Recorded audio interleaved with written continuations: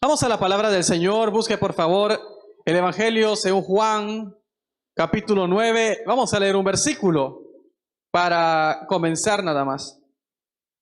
Juan capítulo 9, versículo 7.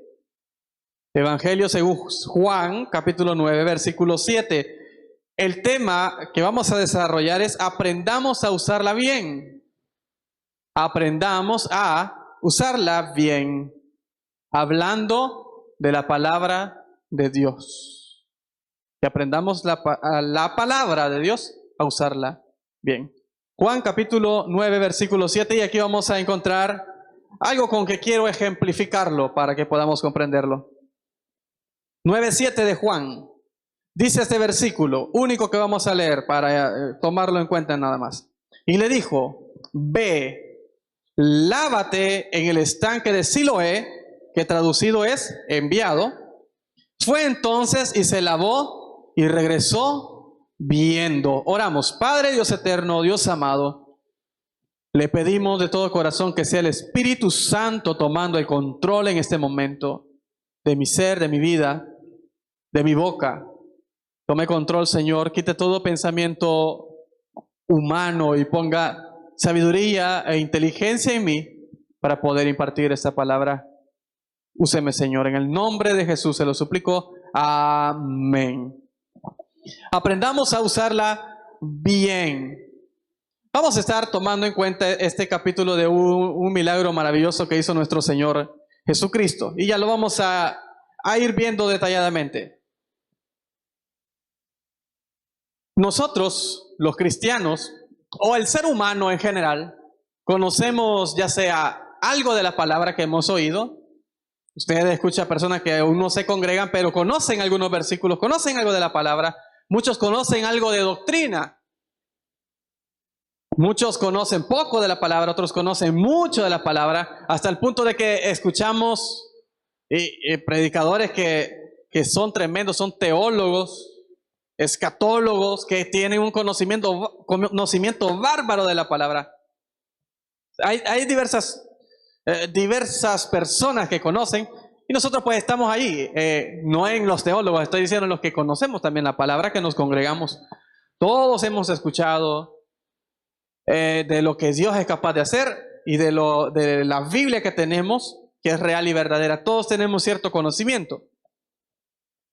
Podríamos testificar nosotros con nuestra vida, lo que hemos vivido, que ha sido efecto de la palabra del Señor. En que en la palabra del Señor encontramos sabiduría, inteligencia, conocimiento, dirección, entre muchas cosas que podríamos hablar de la palabra, que pudiéramos enumerar de ella. Ahí está todo, de cualquier tema, económico, de familiar, etcétera. Podemos enfrascar muchas cosas del futuro, del pasado y muchas cosas. ¿Cuál es el problema de esta situación del conocimiento? El problema del conocimiento que tenemos es cómo lo podemos llegar a aplicar a nuestra vida. Cómo debemos de usar la palabra que la tenemos, nosotros que la leemos. ¿Qué es lo que debemos de hacer con ella? O qué es lo que no debemos de hacer, que es la contraparte de la situación. Y ahí vamos a ver. Y lo que no debo de hacer, para decirlo claramente, es que la palabra me vuelva un religioso, porque ahí hay un problema. Que la palabra de Dios me convierta, o sea, no, quizás lo estoy diciendo mal. La palabra no me va a convertir en un religioso. Que yo me convierta en un religioso al usar la palabra, porque la palabra jamás va a convertir a alguien en religioso, de ninguna manera. Al contrario, la palabra hace muchas cosas de nuestra vida, nos transforma, nos ayuda, nos bendice, nos aumenta en fe y tantas cosas que ya hemos escuchado de la palabra. Pero muchos de nosotros, con nuestro pensamiento, nos empapamos de la palabra y nos convertimos en un religioso. Veamos el efecto religioso como primer punto. El efecto religioso.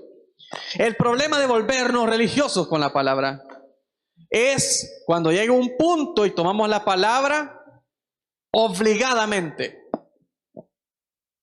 Que debo de cumplirla obligadamente, que debo de hacerlo obligadamente, y no solamente eso, sino que mi corazón se vuelve a a ya no verme a mí mismo, sino verme a mí santo y comenzar a ver a los hermanos. Ese es el problema, el efecto religioso de la palabra. Que yo digo, el hermano no está cumpliendo, aquel hermano no está cumpliendo. Y ese hermano, mire cómo está, efecto de estar lejos del Señor. Mi hermano no se congrega y por eso le pasa. O sea, nos está volviendo un efecto religioso en nuestra vida. Y no debemos de tener cuidado con eso. Queremos hacer al leño, a palo, que todos cumplan la palabra, que todos hagan lo de la palabra. Y cuando tratamos de hacerlo obligado, se comete el error de que las personas no lo hacen de corazón. Y las cosas deben de ser de corazón. Tienen que nacer de corazón. Pero el problema es, y ya lo vamos a ver en base a este ejemplo, hermanos. Vamos a ver cómo la religión se mete en nosotros y no podemos ver el efecto que va a causar la palabra o lo que quiere causar la palabra en nuestra vida, porque nosotros nos cegamos. Veamos esto para que lo entendamos de una manera que nosotros a veces le quitamos la esencia a la palabra, le quitamos, nos volvemos más juzgar a las personas que ayudarle a las personas a escuchar la palabra, a entender la palabra, a dirigir a la palabra o a Dios y que ellos puedan recibir. Yo quiero que veamos el versículo 1 del capítulo 9 y allí comienza. Allí vamos a encontrar unas personas religiosas. Véalo. Versículo 1. Al pasar Jesús vio a un hombre ciego de nacimiento. Versículo 2. Le preguntaron sus discípulos, diciendo: Rabí, ¿quién pecó, este o sus padres, para que haya nacido ciego? Una pregunta que le hicieron a Jesús sus discípulos, religiosamente hablando. Los discípulos estaban juzgando al ver a un hombre que tenía un problema de nacimiento. Y la gran pregunta que le hacen: Señor, nosotros entendemos en base al conocimiento que tenemos que aquí hay un problema en este hombre o en los padres. Dínoslo tú. ¿Quién cometió pecado aquí para que este hombre haya nacido ciego? Muchas veces nos ponemos en ese punto y no vemos lo que Dios puede hacer o quiere hacer o las cosas que están pasando en las personas. ¿Van a arreglar la situación de ese hombre ciego por estar buscando el problema? No. Y por eso Jesús le responde de otra manera: no pecó este ni sus padres, sino para que las obras de Dios se manifiesten en él. Está esta situación en su vida. Nosotros no tenemos por qué andarnos fijando en esas cosas. Yo quiero, vea, ese es el punto religioso de los discípulos. Ahora veamos el versículo 13. El punto religioso de los que dirigen la obra, de los fariseos, los que tienen el conocimiento de Dios, de la palabra, que se dedican a estudiar la Biblia. Versículo 13. Llevaron ante los fariseos al que había sido ciego, y era día de reposo, cuando Jesús había hecho el lodo y le había cubierto los ojos. Volvieron pues a preguntarle también los fariseos cómo había recibido la vista, y él les dijo: me puso lodo sobre los ojos y me lavé y veo. Entonces algunos de los fariseos decían: ese hombre no procede de Dios, porque no guarda el día de reposo. Otros decían: ¿cómo puede un hombre pecador hacer estas señales? Y había disensión entre ellos, hermanos. El problema religioso es que no nos importa la situación del hermano primeramente, de la persona necesitada primeramente, y segundo, no nos importa si Dios ya hizo algo en la persona.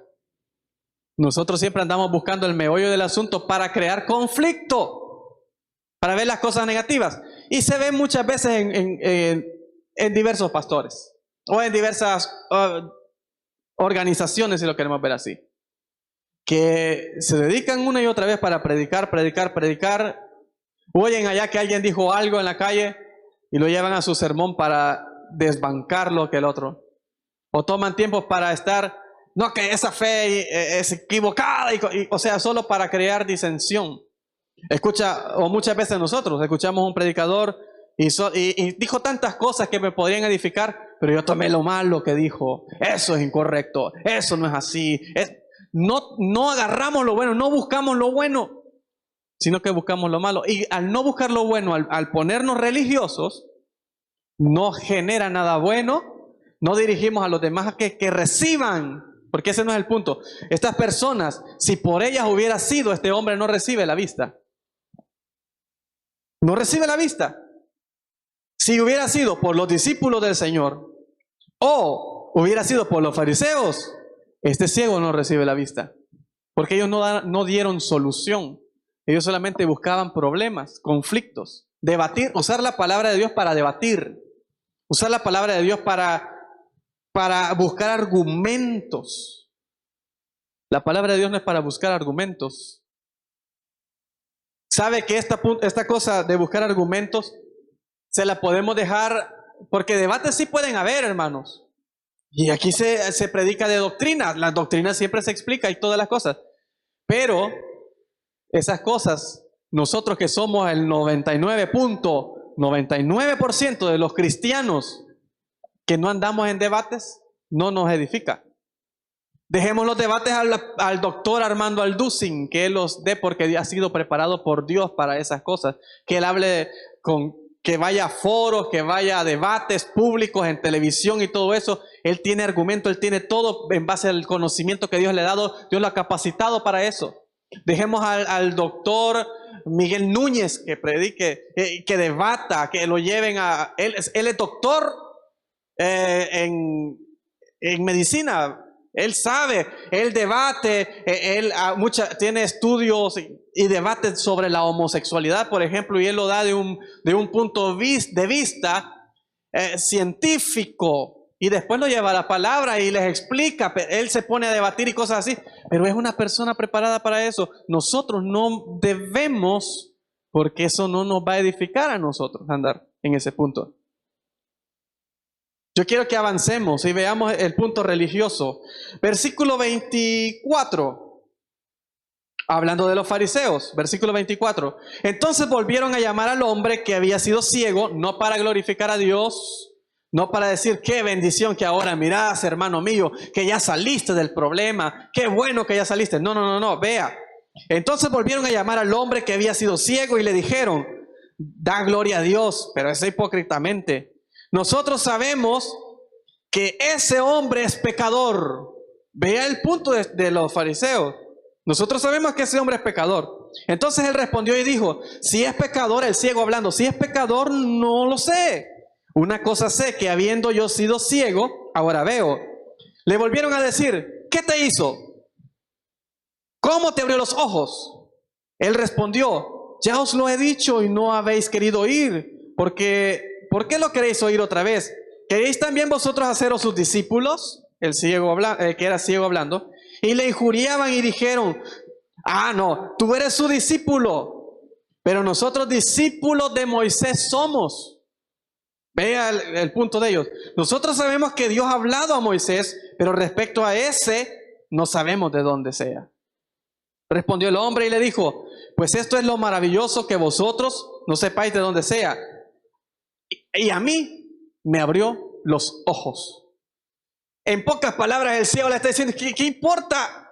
A mí me hizo un milagro y eso es lo que me importa. Pero aquellos no, estaban tratando de ir, no es que la palabra y que no sé qué, y que no sé cuándo, buscando un problema. Y buscando un problema. Eso hace la religiosidad de nosotros. El no ayudar al que lo necesita. No nos ayuda a nosotros mismos. No nos importa los problemas de los demás, y nos importa aun cuando los demás hayan salido del problema. Siempre vemos la cosa religiosamente. Pero veamos, avanzamos en esto para que comprendamos. ¿Qué debo de hacer con la palabra? Porque la palabra está ahí. Y yo tomé este ejemplo porque Jesús habla y le dice al ciego que tenía un problema. ¿Qué debo de hacer con la palabra? ¿Debo de usarla para debatir? ¿Debo de usarla para juzgar a mi hermano? No. Jesús nos da un ejemplo bien claro ahí. Pero antes de llegar a lo que Jesús hace, yo quiero hablar de 3 cosas que debemos de hacer con la palabra. 3 cosas. Primero, amarla. Amar la palabra. Y le voy a dar un ejemplo cómo debo de amarla o en qué sentido. Amarla en el sentido de darle valor a lo que aquí está, hermano. Darle valor. Darle valor para mi hermano, tanto como para mí. En el sentido de que, por ejemplo, hay personas que guardan cartas. Las tienen guardadas, cartas de amor, cartas de un padre, sobre todo en aquellos tiempos donde la comunicación no era por celular ni nada de eso. Y que desde Estados Unidos enviaban cartas para El Salvador. Y que desde El Salvador enviaban cartas para Estados Unidos. ¿Cuántos quizás tienen alguna carta de los que vivieron en ese tiempo? Nosotros ya no, ya pasó. Los jóvenes mucho menos, los que tienen 10, 12 años, ¿qué van a saber de esas cosas? Todo es tecnológico ahora. Pero hay personas que guardan algo. O si lo vemos desde el punto de vista ahora, un mensaje en WhatsApp se puede poner en favoritos. Y ahí está en favoritos. Y se encuentra rápido, se va a favoritos. Ahí está un mensaje bonito. Por ejemplo, yo ahora puse en favoritos una risada que se dio Albert, que me envió Karen. Y él está bien contento, y un audio que yo lo guardo porque me causa en mi corazón algo muy especial de oírlo carcajeándose. Una carcajada, que cosas que no se le escuchan tan fácilmente, solamente anda bravo gritando y todas las cosas. Una carcajada, qué bonito, lo guardo. Cosas así. Ese valor tiene que tener la palabra. Ese valor de guardarla en mi corazón, de hacerla especial para mí. Que la Biblia sea especial para mí. No del punto de vista religioso, sino del punto de vista, es la palabra de Dios.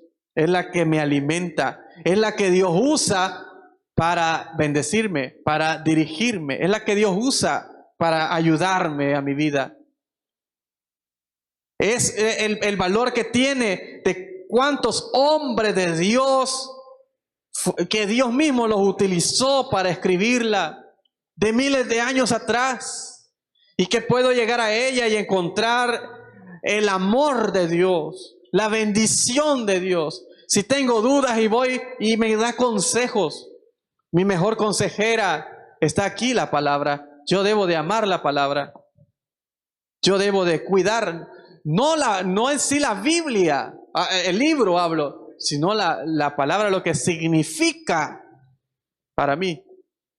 Darle el valor, verlo como sagrado. Yo le quiero dar un ejemplo de un rey,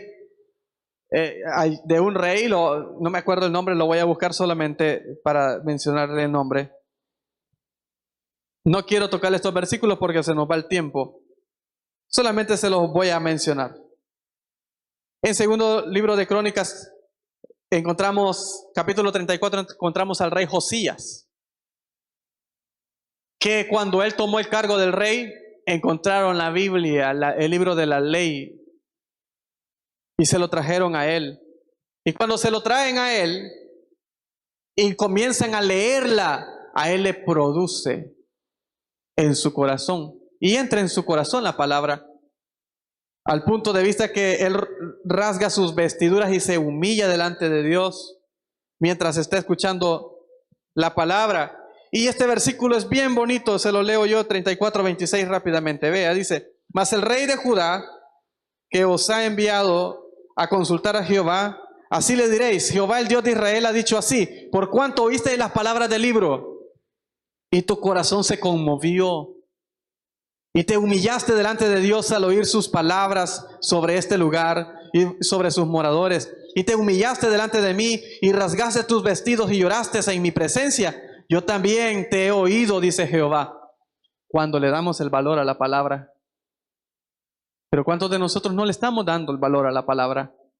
A la predicación, al oírlo, al leerlo. No le estamos dando el valor, y por esa razón no produce. No produce en nuestra vida. Por eso lo primero que debemos de hacer es amarla, darle valor, tomarla y saber que es sagrada. No es cualquier unión de libros, no es cualquier cosa. Es la palabra de mi Dios que está escrita. ¿Y sabe para quién está escrita? Para usted y para mí. O sea, Dios preparó esto, hermanos. 66 libros. Dios los preparó para usted de forma especial. Por eso debe de tener un valor muy especial para usted. Quiero que en Salmo 119, 97, no quiero que los busque esto, solamente quiero avanzar rápidamente para llegar a lo último. 119, que habla, todo el Salmo habla de la palabra, pero este versículo 119, 97 dice, vea, 197 de 119. Oh, cuánto yo amo tu ley. Oh, cuánto amo yo tu ley. Todo el día es ella mi meditación. Eso es lo que debemos de hacer. Amar la palabra.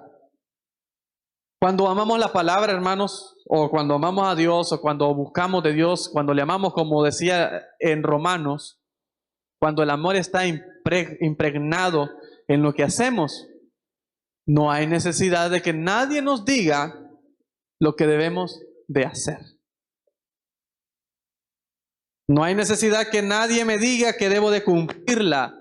Como yo la amo, lo que yo voy a hacer es obedecerla por amor, porque le doy el valor.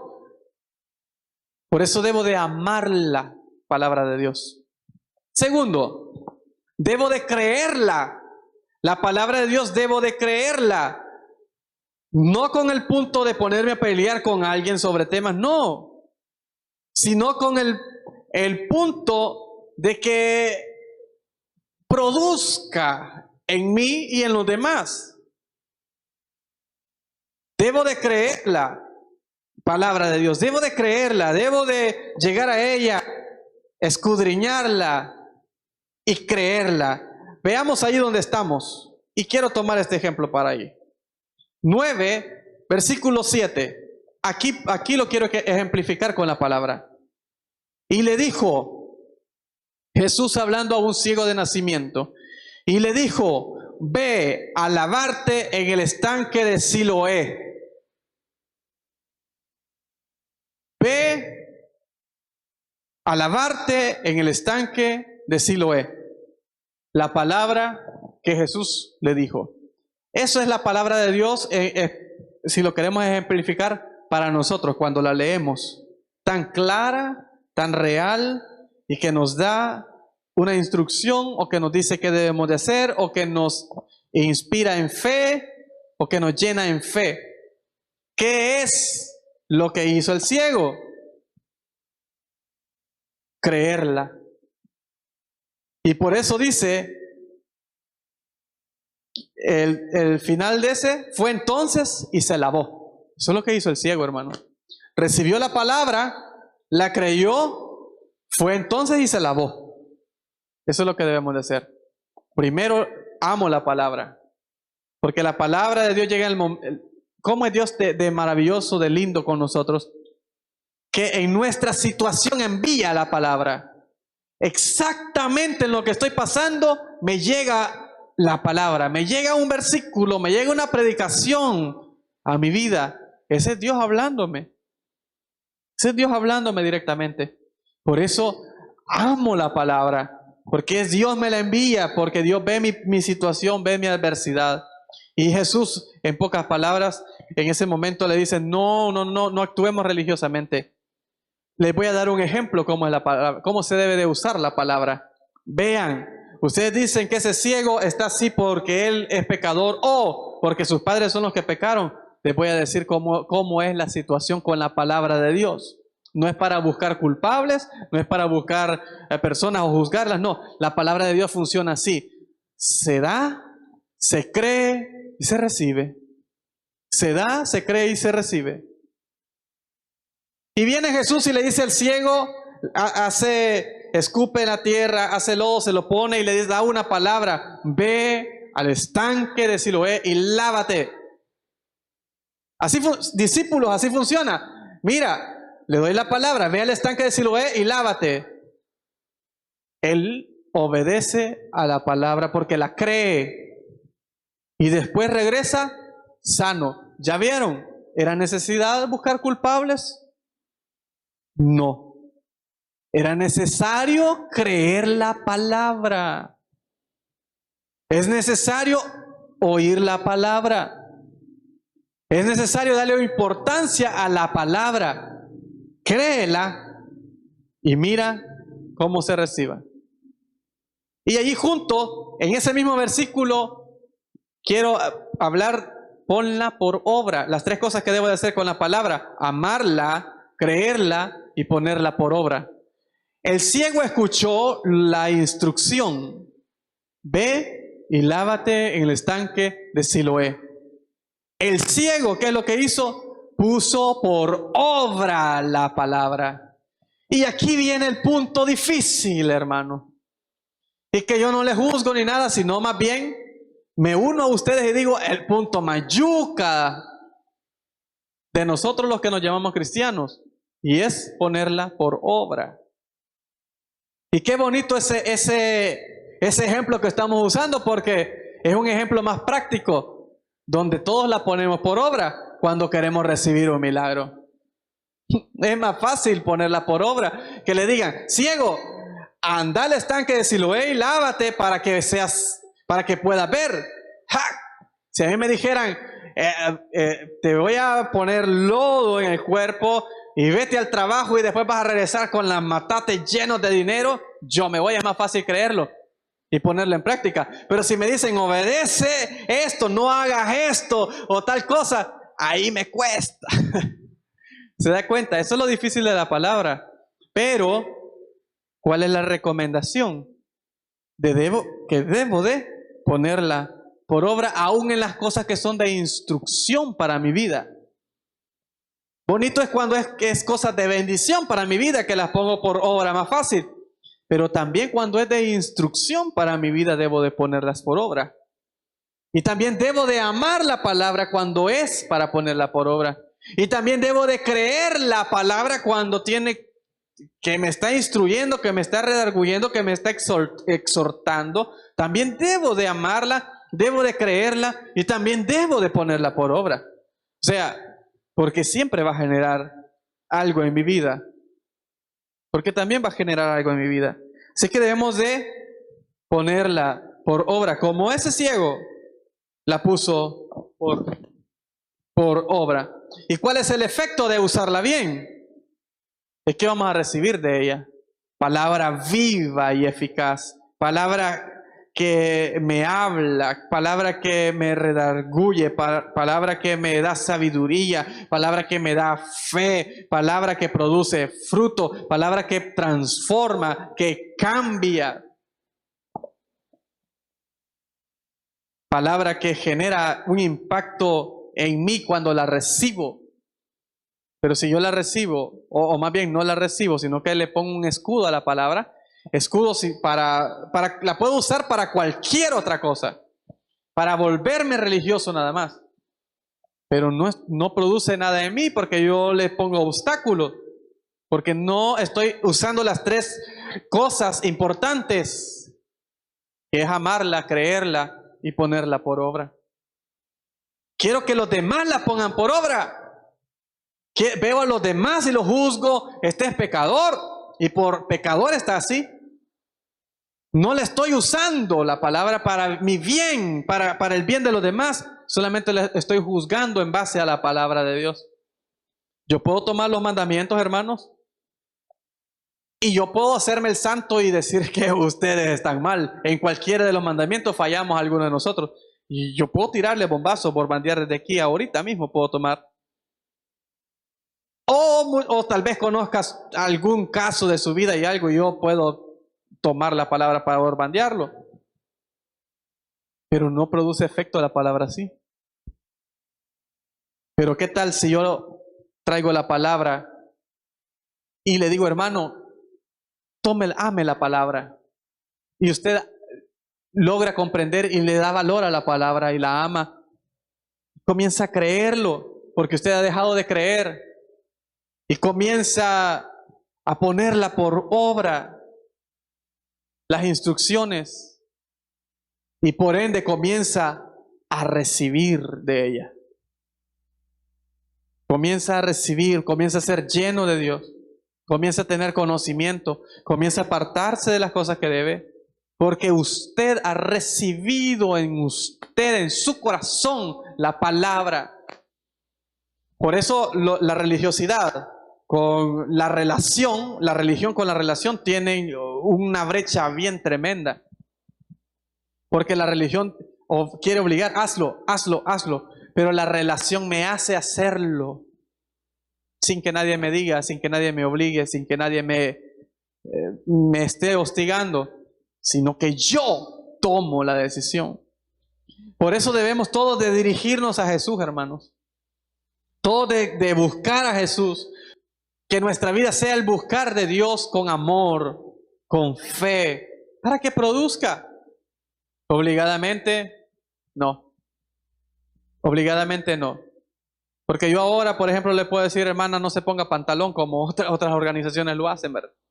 Hermano, no se ponga. Usted debe ir para el infierno porque no se ponga, porque se pone pantalón.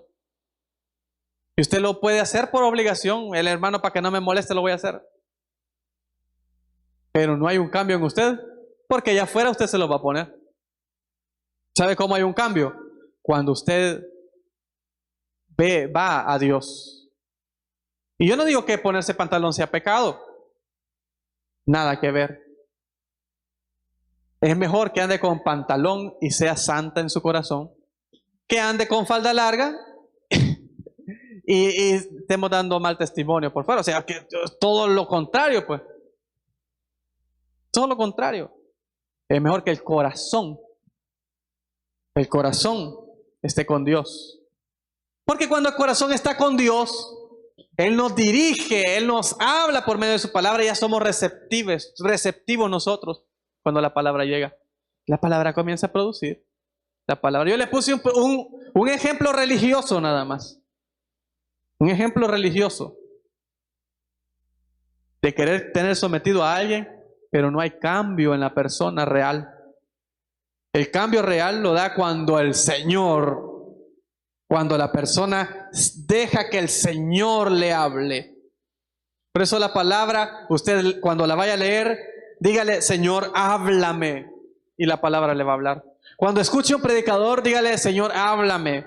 Si usted decide venir un viernes y yo predico, dígale, Señor, usa a ese hombre y háblame por medio de esos labios. Si viene cualquier otro día de la semana, diga, Señor, hábleme por medio de ese predicador. Pero es cuando ya nosotros estamos poniendo y le damos importancia, cuando creemos y recibimos. Este ciego recibió del Señor cuando recibió la palabra y obedeció, hermanos. Obedeció. Yo lamentablemente, los fariseos en ese aspecto no vieron ese punto, hermano.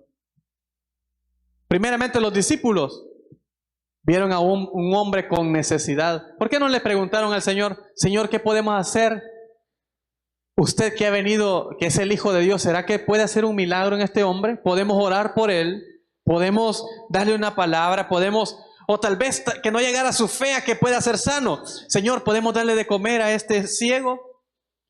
Llegaron, Señor, ¿este es pecador por él o por sus padres?